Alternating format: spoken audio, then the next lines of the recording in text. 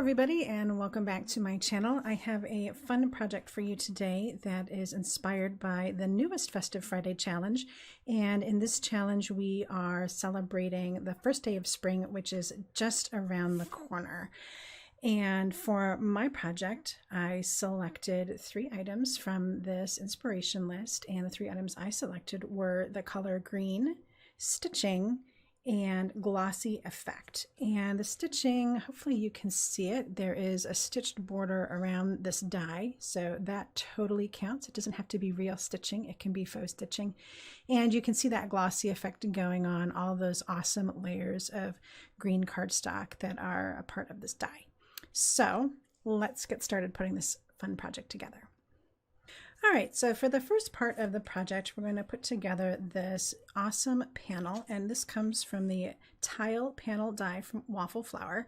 It's a really versatile die, and it does come bundled with a stamp set called Here For You. It's a really great sentiment set that is really about sympathy and sad occasions, but it's a really great sentiment set to have. I love the fonts, and the sentiments themselves are just really fantastic and not ones that you will find everywhere. So it does come bundled together, but today we're just going to use this die, which is awesome, and you can use it in a ton of different ways.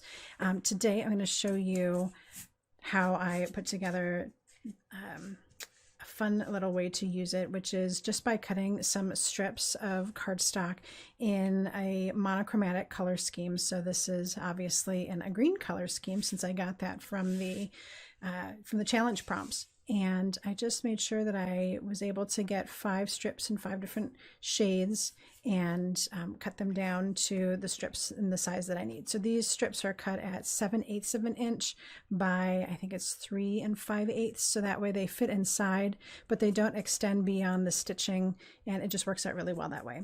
So once you have your die cut out, what I found easiest to do is to just take my glue in very thin lines and go across. Now you don't have to do all of the intersections.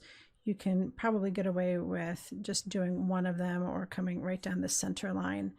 That would probably be enough. But I am going to be adding a glossy effect in, so I wanted to make sure that I had enough glue to get these pieces really stuck in place. So now I just need to take my first 2 colors and get them right over the top of the holes. And of course, it doesn't matter if there is space in the back, because that's all going to get covered up and you're never going to see it. All right, so I've got the first one down, and I'm just going to go ahead and add some glue on the second half. And you can see that I'm able to get pretty thin lines of glue. So this is a really great project to practice your liquid adhesive skills, to get some really thin lines going on, because we don't want that glue to squish out the front, do we? Okay, so almost done there. All right, so all the glue is in place, and now I can put my last 3 pieces. Now, you don't want to be moving these around a whole bunch after you place them down, because again, you'll have that glue squishing out in the front. So it's important to get that first one down and then just let it drop and then get it in place like so. All right, so I think I had these 2 out of order, but I'm not really concerned about it. I'm going to get the effect that I'm looking for. All right, so the last step is to put glue across the whole back here. And I have a piece of fun foam from the craft store cut down small enough to fit inside here. And so the finished size on that piece of foam is going to be 3 3/4 by 5 inches. And that's going to be perfect to fit inside here, and again, to not go over the edge of the stitching, and then on the front you're not going to see that at all. So see how cool that works? Very, very perfect. Okay, so I'm going to go ahead and adhere this to my card base now.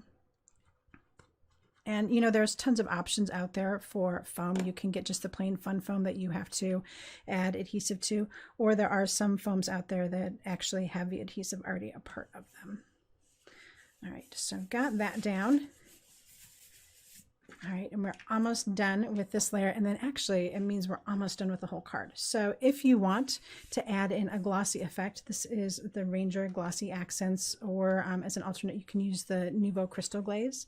And I'm going to use it to fill in some of these spaces with a crystal effect. And that'll make some of them glossy and some of them not. And that's kind of why I wanted to get glue across all of those little intersections, because I knew that I was going to be filling this in, and I wanted to make sure that it wasn't going to leak all over the place. It's pretty much, if it goes underneath it all, it's going to stop at the glue line, right? All right, so I'm picking a pattern in my mind here. This is a different pattern than I did on the sample card. Okay, so I'm looking at the diamond shapes here. And so I did the two ends here, and then I'll do these two ends here. And then of course there's these two diamonds in the middle, or this whole diamond, I should say, in the middle. So fill this in, and then I will have a really cool pattern. All right, so I'm going to finish this up, and when I come back, we'll do some stamping, and we'll finish with some assembly.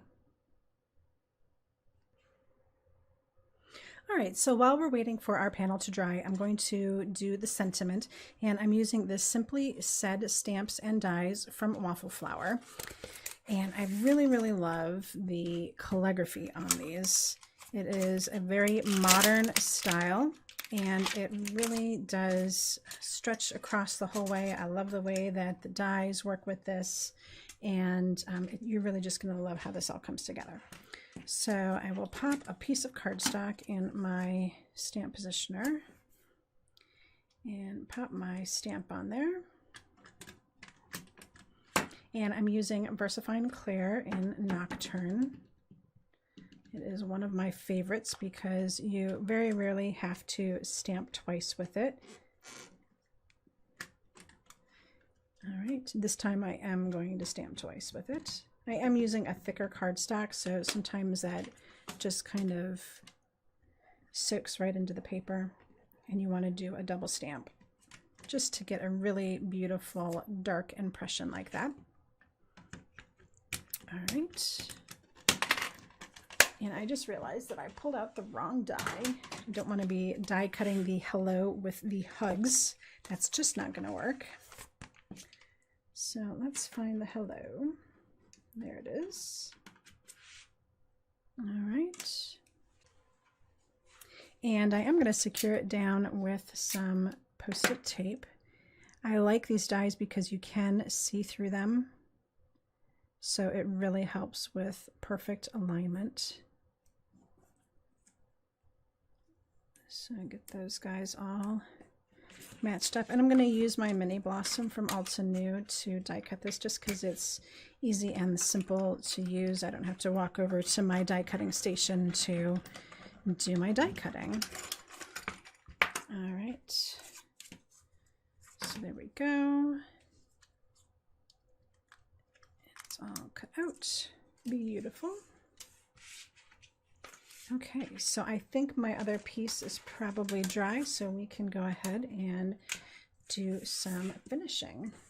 All right, so the first thing I'm going to do is get my sentiment on here. And I'm just using some Tombow Mono. And just some little dots will work well. You don't have to have the whole thing coated in glue for it to stick down. Now the nice thing is this is going to come all the way across and maybe extend just a hair on either side.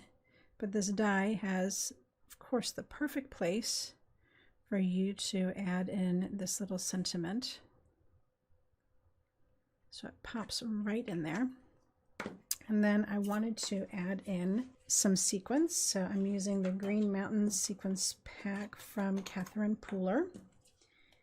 And I know that I'm going to want a couple up here. So I'm just going to, again, use this medium to just add a few dots. And then grab my different sequins out of here with my tweezers.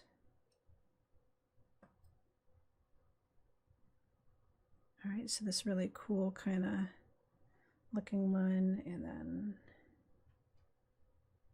how about a medium one, and these small little discs. Really, really cute. And then I thought I would add a couple on this side as well. All right, and you can stay with the monochromatic. You can go ahead and add in some of the copper ones if you wanted to. They all look really, really great. I think I'll stick with monochromatic though.